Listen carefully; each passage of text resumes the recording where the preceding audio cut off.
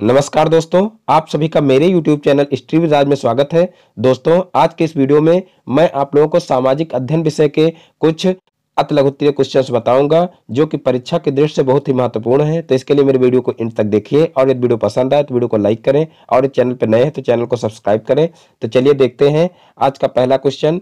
तो देखिए, पहला क्वेश्चन है, वायु दाब नापने के यंत्र को क्या कहते हैं? वायु दाब नापने के यंत्र को क्या कहते हैं? तो देखिए, इसका उत्तर हो जाएगा बैरोमीटर। फिर देखिए, नेक्स्ट क्वेश्चन है, संघनन किसे कहते हैं? संघनन किसे कहते हैं? तो देखिए, इसका उत्तर हो जाएगा, जब वायुमंडल का ताप घटने लगता है तो वह जलवाष्प में परिवर्तित हो जाता है, जिसे संघनन कहते हैं। जब वायुमंडल का ताप घटने लगता है तो क्या होता है कि वह जलवाष्प में परिवर्तित हो जाता है, जिसे क्या कहते हैं?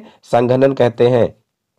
फिर देखिए, नेक्स्ट क्वेश्चन है, वायु दाब का मापन किया जाता है? वायु दाब का मापन किया जाता है, यानी कि वायु दाब का मापन किससे किया जाता है? तो देखिए, इसका उत्तर हो जाएगा मिली बार में। फिर देखिए, नेक्स्ट क्वेश्चन है, पृथ्वी पर वायुदाब की कितनी पेटियां पाई जाती हैं? पृथ्वी पर वायुदाब की कितनी पेटियां पाई जाती हैं? तो देखिए, इसका उत्तर हो जाएगा, पृथ्वी पर वायुदाब की निम्न पेटियां पाई जाती हैं। देखिए, पहली है विषुवतीय या भूमध्य रेखीय निम्न वायुदाब, और देखिए दूसरी है उपोष्ण उच्च दाब पेटी, और तीसरी है अध्रुवीय निम्न वायुदाब पेटी, और चौथी देखिए ध्रुवीय उच्च दाब पेटी। फिर देखिए, नेक्स्ट क्वेश्चन है, वायुमंडल की आर्द्रता किस यंत्र द्वारा मापी जाती है? वायुमंडल की आर्द्रता किस यंत्र द्वारा मापी जाती है? तो देखिए, इसका उत्तर हो जाएगा, वायुमंडल की आर्द्रता मापी द्वारा मापी जाती है। फिर देखिए, नेक्स्ट क्वेश्चन है, वायु दाब या वायु भार किसे कहते हैं? वायु दाब या वायु भार किसे कहते हैं? तो देखिए, इसका उत्तर हो जाएगा, धरातल पर वायुमंडल की समस्त परतों के धरातल पर वायुमंडल की समस्त परतों के पड़ने वाले भार को वायुदाब या वायुभार कहते हैं। फिर देखिए, नेक्स्ट क्वेश्चन है, पवन किसे कहते हैं? पवन किसे कहते हैं? तो देखिए, इसका उत्तर हो जाएगा, एक स्थान से दूसरे स्थान की ओर गतिशील वायु को पवन कहा जाता है। एक स्थान से दूसरे स्थान की ओर गतिशील वायु को क्या कहा जाता है?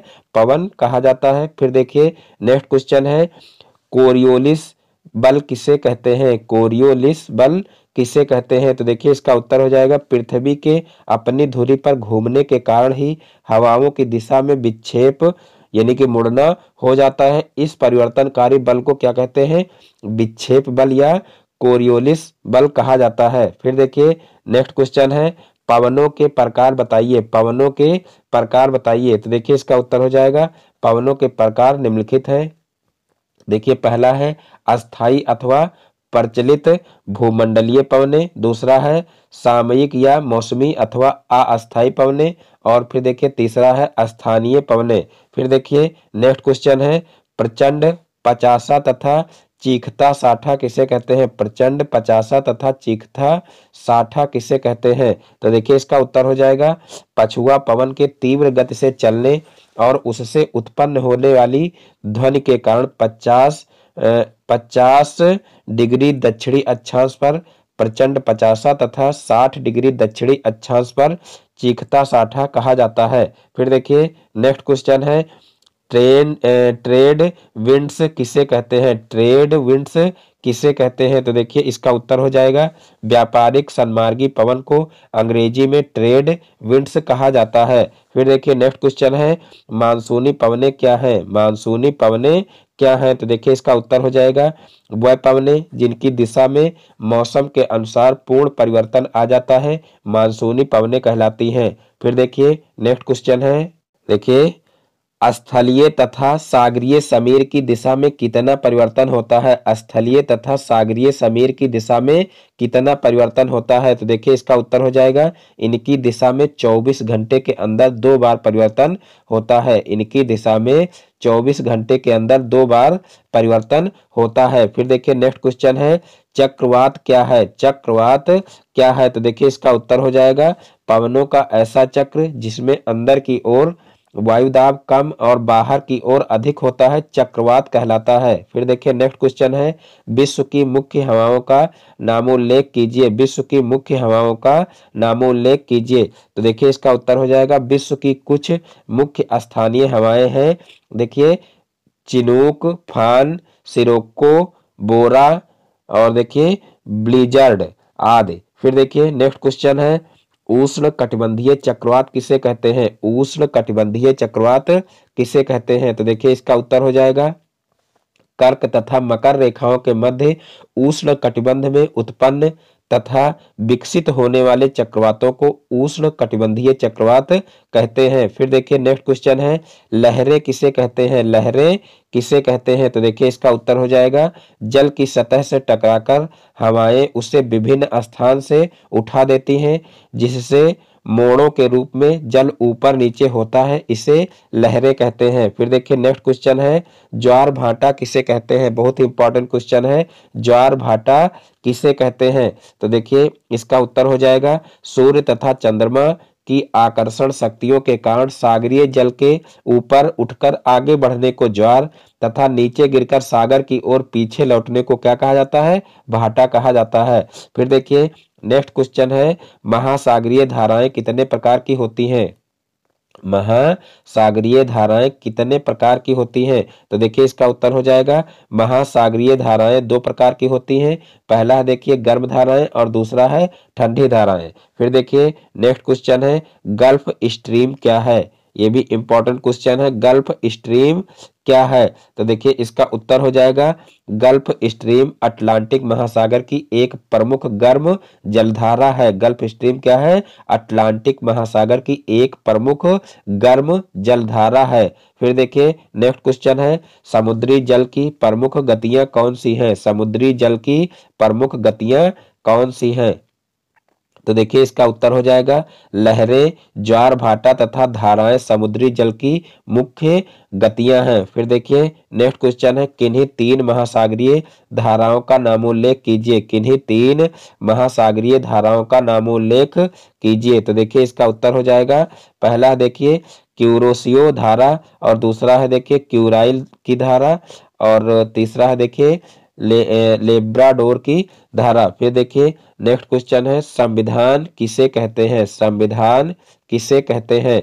तो देखिए इसका उत्तर हो जाएगा, संविधान उन आधारभूत नियमों एवं कानूनों का संग्रह है जिनके आधार पर किसी देश का शासन चलाया जाता है। संविधान सरकार की शक्ति तथा स्रोत है।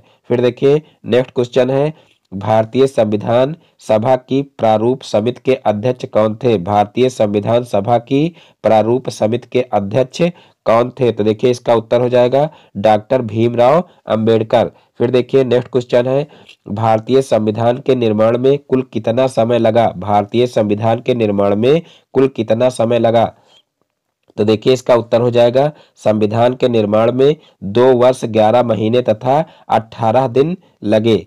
फिर देखिए नेक्स्ट क्वेश्चन है, भारतीय संविधान की 2 विशेषताएं लिखिए। भारतीय संविधान की 2 विशेषताएं लिखिए। तो देखिए उत्तर हो जाएगा, पहला है देखिए संपूर्ण प्रभुत्व संपन्न लोकतंत्रात्मक गणराज्य और दूसरा है देखिए दूसरी विशेषता क्या है? मूल अधिकारों की व्यवस्था। फिर देखिए नेक्स्ट क्वेश्चन है, भारत की राष्ट्रभाषा क्या है? भारत की राष्ट्रभाषा क्या है? तो देखिए इसका उत्तर हो जाएगा, भारत की राष्ट्रभाषा हिंदी है। फिर देखिए नेक्स्ट क्वेश्चन है, भारतीय नागरिकों को कितने मूल अधिकार प्राप्त हैं? भारतीय नागरिकों को कितने मूल अधिकार प्राप्त हैं? तो देखिए इसका उत्तर हो जाएगा, भारतीय नागरिकों को 6 मूल अधिकार प्राप्त हैं।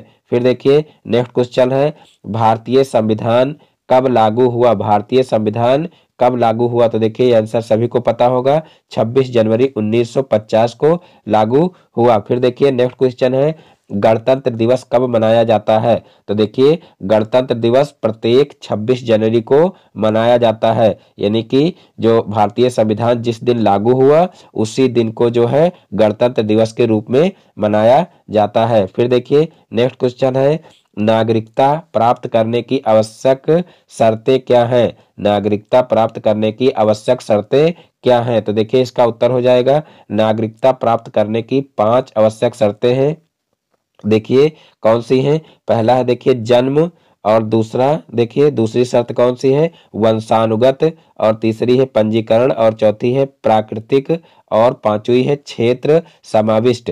फिर देखिए नेक्स्ट क्वेश्चन है, एकल नागरिकता क्या है, एकल नागरिकता क्या है? तो देखिए इसका उत्तर हो जाएगा, यद्यपि भारतीय संविधान संघीय है और इसने दोहरी पद्धति को केंद्र एवं राज्य को अपनाया है, लेकिन इसमें केवल एकल नागरिकता की व्यवस्था की गई है, अर्थात भारतीय नागरिकता।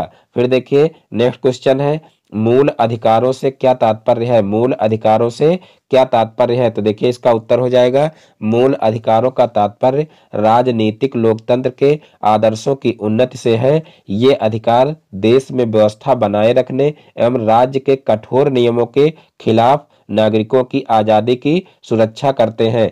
फिर देखिए नेक्स्ट क्वेश्चन है, संपत्ति के मूल अधिकारों को संविधान के किस भाग द्वारा समाप्त कर दिया गया? संपत्ति के मूल अधिकारों को संविधान के किस भाग द्वारा समाप्त कर दिया गया? तो देखिए इसका उत्तर हो जाएगा भाग 3 द्वारा। फिर देखिए नेक्स्ट क्वेश्चन है, नीति निर्देशक तत्वों से क्या आशय है, नीति निर्देशक तत्वों से क्या आशय है? तो देखिए इसका उत्तर हो जाएगा, राज्य के नीति निर्देशक तत्वों का उद्देश्य जन कल्याण को प्रोत्साहित करने वाली सामाजिक व्यवस्था का निर्माण करना है। फिर देखिए नेक्स्ट क्वेश्चन है, किन्हीं दो नीति निर्देशक तत्वों के नाम बताइए, किन्हीं दो नीति निर्देशक तत्वों के नाम बताइए। तो देखिए इसका उत्तर हो जाएगा, देखिए पहला है आर्थिक सुरक्षा संबंधी तत्व और दूसरा देखिए है सामाजिक प्रगति संबंधी तत्व। फिर देखिए नेक्स्ट क्वेश्चन है, उपभोक्ता का क्या अर्थ है, उपभोक्ता का क्या अर्थ है? तो देखिए इसका उत्तर हो जाएगा, जब कोई व्यक्ति कोई माल यानी कि सामान खरीदता है तो वह उस माल यानी कि सामान का उपभोक्ता कहलाता है। उपभोक्ता का क्या अर्थ है, जब कोई व्यक्ति कोई माल खरीदता है तो वह उस माल का उपभोक्ता कहलाता है। फिर देखिए नेक्स्ट क्वेश्चन है, उपभोक्ता विवाद प्रतितोष अभिकरण के कितने प्रकार हैं? उपभोक्ता विवाद प्रतितोष अभिकरण के कितने प्रकार हैं? तो देखिए इसका उत्तर हो जाएगा जिला फोरम, और फिर देखिए दूसरा है राज्य आयोग, और तीसरा है राष्ट्रीय आयोग। फिर देखिए नेक्स्ट क्वेश्चन है, उपभोक्ता अपनी शिकायतें कहाँ पर कर सकते हैं? उपभोक्ता अपनी शिकायतें कहाँ पर कर सकते हैं? तो देखिए इसका उत्तर हो जाएगा, उपभोक्ता अपनी शिकायतें उपभोक्ता संरक्षण अधिनियम के तहत स्थापित विशेष न्यायालयों में कर सकते हैं। उपभोक्ता अपनी शिकायतें उपभोक्ता संरक्षण अधिनियम के तहत स्थापित विशेष न्यायालयों में कर सकते हैं। फिर देखिए नेक्स्ट क्वेश्चन है, उपभोक्ता कितने प्रकार का हो सकता है? उपभोक्ता कितने प्रकार का हो सकता है? तो देखिए इसका उत्तर हो जाएगा, कोई भी व्यक्ति दो प्रकार का उपभोक्ता हो सकता है। देखिए पहला है माल का उपभोक्ता और दूसरा है सेवाओं का उपभोक्ता। फिर देखिए नेक्स्ट क्वेश्चन है, कृषि के क्षेत्र में क्रांति की शुरुआत कब से हुई? कृषि के क्षेत्र में क्रांति की शुरुआत कब से हुई? तो देखिए इसका उत्तर हो जाएगा, कृषि के क्षेत्र में क्रांति की शुरुआत सन 1960 से हुई। फिर देखिए नेक्स्ट क्वेश्चन है, वर्तमान में भारतीय राष्ट्रीय आय में कृषि का योगदान कितना है? तो देखिए इसका उत्तर हो जाएगा 35%। फिर देखिए नेक्स्ट क्वेश्चन है, प्रमुख खाद्यान्न फसलें कौन सी हैं? प्रमुख खाद्यान्न फसलें कौन सी हैं? तो देखिए इसका उत्तर हो जाएगा, प्रमुख खाद्यान्न फसलें चावल, गेहूं, मक्का, मोटे अनाज, दालें आदि हैं। फिर देखिए नेक्स्ट क्वेश्चन है, हरित क्रांति का प्रमुख दोष है, हरित क्रांति का प्रमुख दोष है। तो देखिए इसका उत्तर हो जाएगा, कुछ फसलों तक सीमित होना। हरित क्रांति का प्रमुख दोष क्या है? कि कुछ फसलों तक सीमित होना। फिर देखिए नेक्स्ट क्वेश्चन है, मुद्रा का अर्थ क्या है? मुद्रा का अर्थ क्या है? बहुत ही इंपॉर्टेंट क्वेश्चन है। तो देखिए मुद्रा में वह सब वस्तुएं शामिल हैं जो किसी भी समय एवं स्थान पर बिना संदेह और बिना किसी जांच के अन्य वस्तुओं और सेवाओं को खरीदने और व्यापारिक दायित्वों को चुकाने के साधन के रूप में प्रचलित है। पुनः एक बार सुन लीजिए, मुद्रा में वह सब वस्तुएं शामिल हैं जो किसी भी समय एवं स्थान पर बिना संदेह और बिना किसी जांच के अन्य वस्तुओं और सेवाओं को खरीदने और व्यापारिक दायित्वों को चुकाने के साधन के रूप में प्रचलित हैं। फिर देखिए नेक्स्ट क्वेश्चन है, चेक क्या है? चेक क्या है? तो देखिए इसका उत्तर हो जाएगा चेक एक शर्त रहित लिखित आज्ञा पत्र है। चेक क्या है? चेक एक शर्त रहित लिखित आज्ञा पत्र है। फिर देखिए नेक्स्ट क्वेश्चन है, चेक कितने प्रकार का होता है?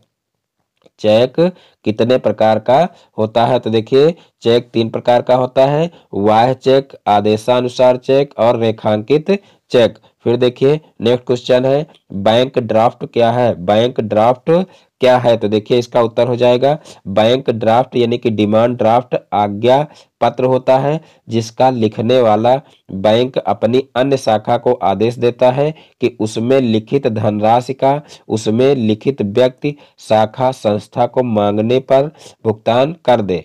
बैंक ड्राफ्ट आज्ञा पत्र होता है जिसका लिखने वाला बैंक अपनी अन्य शाखा को आदेश देता है कि उसमें लिखित धनराशि का उसमें लिखित व्यक्ति शाखा संस्था को मांगने पर भुगतान कर दे। फिर देखिए नेक्स्ट क्वेश्चन है, प्रतिज्ञा पत्र क्या है? प्रतिज्ञा पत्र क्या है? तो देखिए इसका उत्तर हो जाएगा प्रतिज्ञा पत्र एक महत्वपूर्ण साख पत्र है।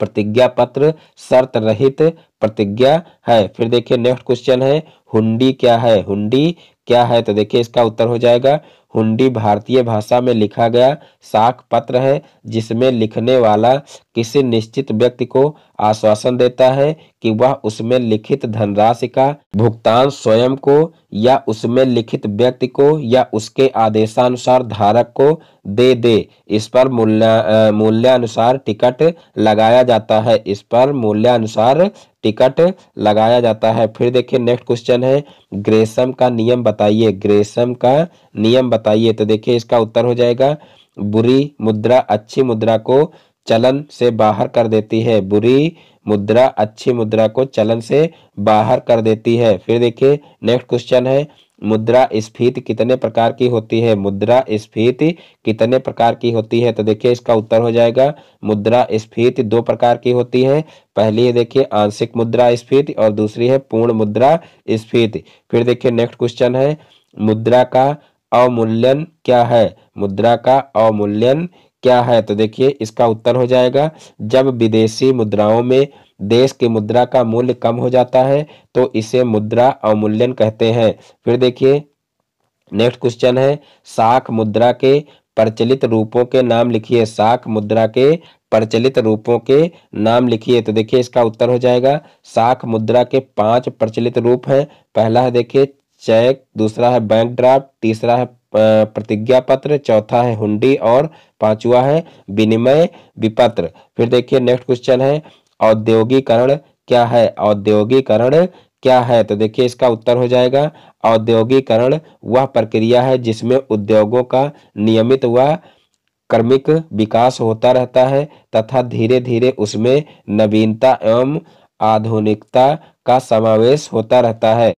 फिर देखिए नेक्स्ट क्वेश्चन है, कुटीर उद्योग क्या है? कुटीर उद्योग क्या है? तो देखिए इसका उत्तर हो जाएगा वह उद्योग जो पूर्ण रूप से या मुख्य रूप से परिवार के सदस्यों की सहायता से या तो पूर्णकालिक व्यवसाय के रूप में या अंशकालिक व्यवसाय के रूप में चलाए जाते हैं, जिनमें परंपरागत विधियों व स्थानीय कच्चे माल का प्रयोग होता है। फिर देखिए नेक्स्ट क्वेश्चन है, लघु उद्योग को समझाइए। लघु उद्योग को समझाइए। तो देखिए इसका उत्तर हो जाएगा लघु उद्योगों में उन सब कारखानों इकाइयों को शामिल किया जाता है जिनमें 1 करोड़ तक की पूंजी का मशीनों तथा संयंत्रों में निवेश हुआ है।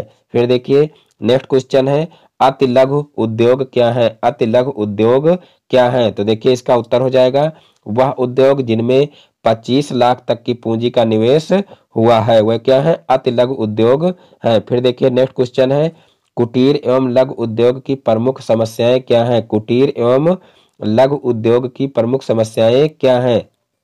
तो देखिए इसका उत्तर हो जाएगा कच्चे माल की समस्या और दूसरा है देखिए बड़े उद्योगों की प्रतियोगिता। फिर देखिए नेक्स्ट क्वेश्चन है, सार्वजनिक क्षेत्र के उद्योग की वर्तमान में संख्या कितनी है? सार्वजनिक क्षेत्र के उद्योग की वर्तमान में संख्या कितनी है? तो देखिए इसका उत्तर हो जाएगा 3। फिर देखिए नेक्स्ट क्वेश्चन है, बहुराष्ट्रीय कंपनियां क्या है? बहुराष्ट्रीय कंपनियां क्या है? तो देखिए इसका उत्तर हो जाएगा बहुराष्ट्रीय कंपनी एक ऐसी फर्में होती हैं जिनका प्रधान कार्यालय तो एक देश में होता है किंतु उनकी व्यापारिक क्रियाएं बहुत से अन्य देशों में होती हैं, इन्हें राष्ट्र निगम भी कहते हैं। फिर देखिए नेक्स्ट क्वेश्चन है, सल्तनत युग में चरसा शब्द किससे संबंधित था? सल्तनत युग में चरसा शब्द किससे संबंधित था? तो देखिए इसका उत्तर हो जाएगा सिंचाई के लिए प्रयोग की जाने वाली चमड़े की बाल्टी को क्या कहते थे? चरसा कहते थे। सिंचाई के लिए प्रयोग